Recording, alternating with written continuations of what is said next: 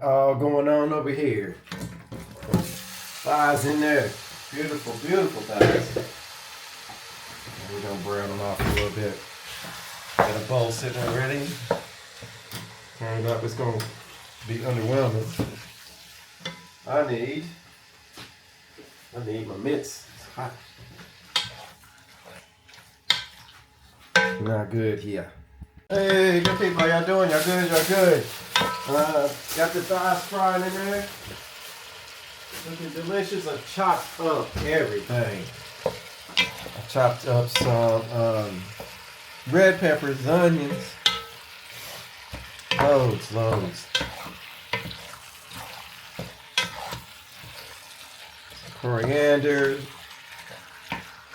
You know, everything but a little black pepper. A little black pepper's in the seasoning already, so it's smelling good and looking good.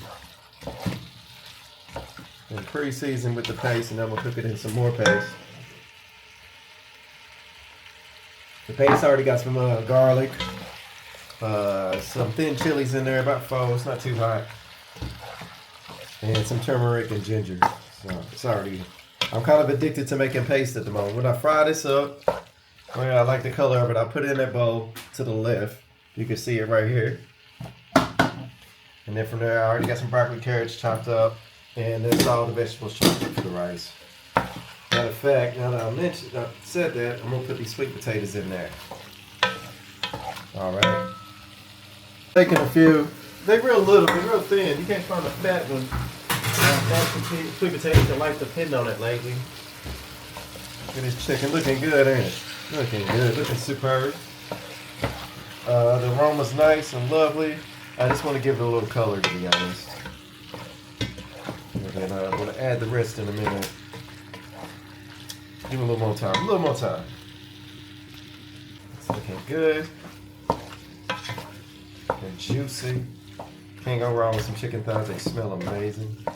Frying them in that coconut oil. I love me some coconut oil. Beautiful chicken. Smells amazing. Brown it all the way around. Well, not necessarily brown it, just give it some color. And season that pot up. All the juices coming out. We'll season that pot up. That's right.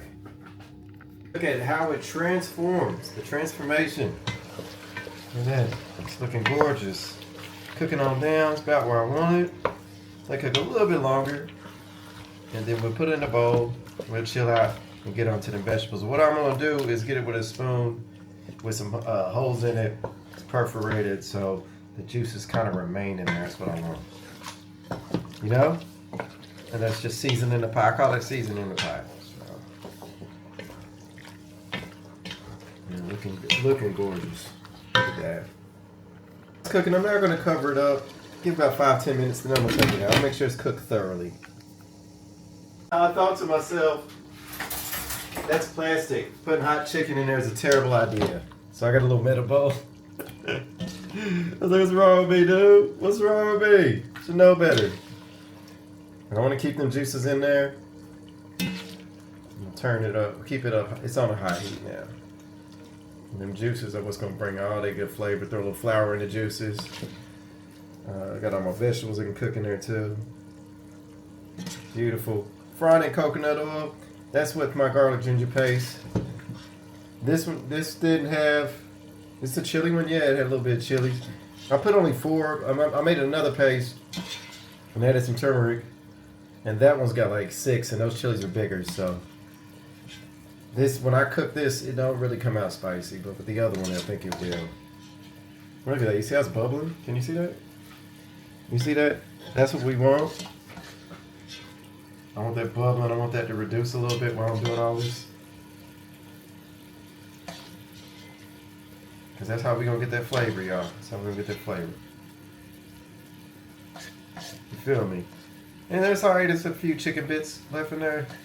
That's going to actually add to the dynamics because they will not caramelize. What's that word? What is it called when this stuff turns brown? I forget what that's called. I forget what it's called, y'all. Sorry, yeah, I really forget. Can't remember that one. Where's my flour at? It's right here. Oh gosh golly.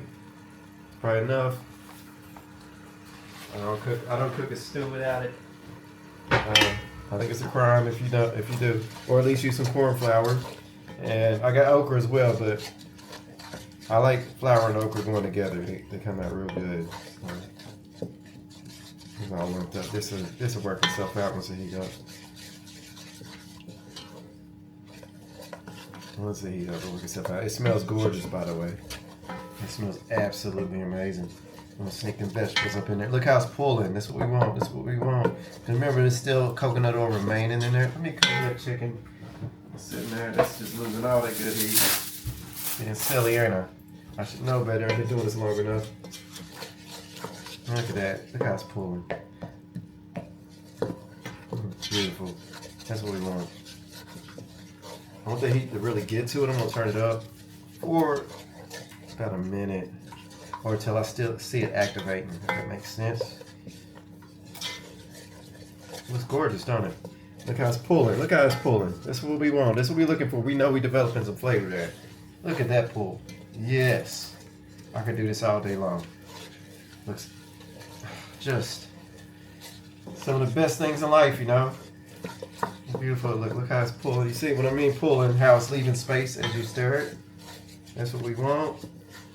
And that flour and the juices from the chicken, the coconut oil, the paste, it's all coming together and it's going to blend into this unique flavor. It's that cooked flavor we're looking for. That's that umami flavor. That cooked flavor, you know. That's what we're going for. That's what makes a stew. That's what makes a meal taste good. It's not just seasoning. It's how you're cooking the seasoning, how you're cooking the meat. All that come together. All that make a difference in the flavor. It's that heat. All that flavor development. I'm about to turn it down. I can see it's pulling and it's bubbling harder. I want it to be like a roux. Essentially, I'm making a roux. And for those of y'all who don't know what a roux is just oil or fat and flour. And it's a thicken. It's just basically a homemade thickening agent. And it's an easy way to make gravy. Like I say, you're stewing something, or you want to take some of the juices out. Some of the fats from the juices. That's how you flavor everything. It's essentially going to make this more thicker and just beautiful. Wow, the aromas are just intoxicating. I think I might know what I'm doing, y'all. I think I might know what I'm doing. Like how it's pulling. Now, normally with a roux, you look for it to get more brown. This is already brown because of the seasoning. So I'm not quite sure if I'm going to reach that point. Once I see it get a little darker, I'll be happy with that. Because I do have okra, so I ain't got to worry about adding more flour. The okra is going to do the rest of the thickening. Now, I've got a smaller amount of okra than I normally use because I'm running low on okra and I don't want to buy none, but I still want the effects and the flavor of okra in my pots. So there you go, you know. So you got to manage what you got. Like every time you make something, you can't follow ingredients to the letter unless you're running a business. When you're at home, you just got to make it happen. You gotta make do. You gotta be creative. You gotta take what you got and turn it into something amazing. You see how that's thick? Look at that. Look at that. That's gonna thicken and soften because the water's evaporating out of it as it thickens. And then when that flour cooks down more, it'll become like a sludge, so to speak, in a good way. Look at the color. It's shining. Look at it coming out. It's standing out, isn't it? Really standing out. Yeah. I'll be with y'all in a minute. It tastes, even though it's rich, I'm now gonna add. I like how it's thickening. I don't think it's gonna get much darker. I think if it gets too dark, I would just end up burning it. If that makes any sense. But the flavor is very rich. That is gorgeous. That's like a bouillon. You know what it reminds me of? Like a well-flavored bouillon cube. That's what it puts me in the mind frame of. I like how now it's getting to where I want it. Yeah, because getting past, it's sticking together, but that's going to start getting loose real soon. Real soon. Because it kind of weakens. I think you just end up breaking the protein chains. That, what's that stuff called? I can't remember the name of that stuff. Now I'm going to add some of this good stuff in. Yeah. There we go. We good to go. And there will be, I don't think it requires any more seasoning, to be honest with y'all. That's going to make it so rich. This is the seasoned pot. This is what I mean when I'm seasoning the pot. It's gonna add this little bit is gonna just empower and just embolden just make the flavor just pop out. So pop through the chicken, through the vegetables, through it all, y'all. Through it all. Yes, sir. I like what I'm seeing. The smell. Whew. Yes, sir. Beautiful, just beautiful. We'll let that cook a little bit more. I'll see y'all in a minute when this is ready. I'm gonna throw the vegetables in there. It's good to go. You already know. Drop them on in. The rest of it in there. I'm so pleased with everything and how it's going. It's gonna be delicious. It's gonna be amazing. Amazing pot of fruit.